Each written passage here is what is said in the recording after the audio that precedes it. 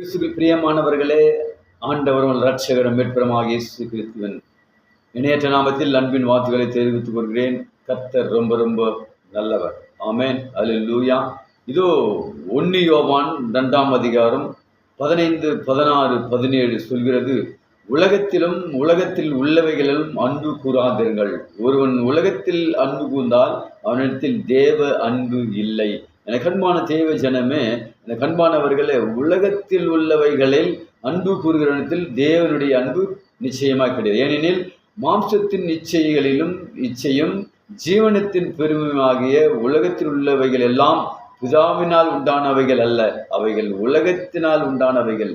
எனக்கு அன்பான தேவ ஜனமே, இந்த உலகத்தில் அநேக காரியத்தை குறித்து நாம் சொல்ல முடியும். அநேக இச்சைகள் உண்டு. இது மாம்சத்தின் இச்சைகள், கண்களின் இச்சைகள், ஜீவனத்தின் பெருமையெல்லாம் ஒழிய வேண்டும். அப்போதான் உலகமும் அது நிச்சயம் ஒழிந்து போகும். தேவனுடைய சித்தத்தின்படி செய்கிறவனே என்றென்றைக்கும் நிலைத்திருப்பான். எனக்கு அன்பான தேவ ஜனமே, எனக்கு அன்பானவர்களே, இந்த வார்த்தை கேட்கிறவர்களே, ஆண்டவராக இயேசு கிறிஸ்து சொல்கிற வார்த்தை பாருங்க.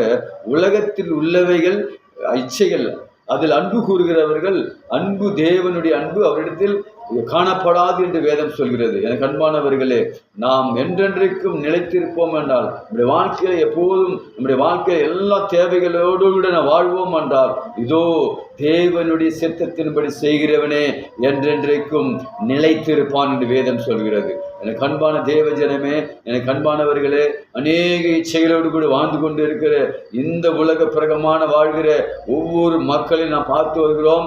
ஆனாலும் தேவாதி தேவனுடைய பிள்ளைகளிடத்தில் அன்பு இருக்கும் என்றால், தேவனுடைய அன்பு இருக்கும் என்றால், அவருடைய சித்தத்தின்படி செய்வோம் என்றால், நாம் இந்த உலகத்திலே எப்போதும் நிலைத்திருப்போம் என்று இந்த வசனம் சொல்கிறது. God bless you. கர்த்தர் உங்களை மெல்மேலும் ஆசீர்வதிப்பாராக. ஆமேன், ஆமேன், ஆமேன்.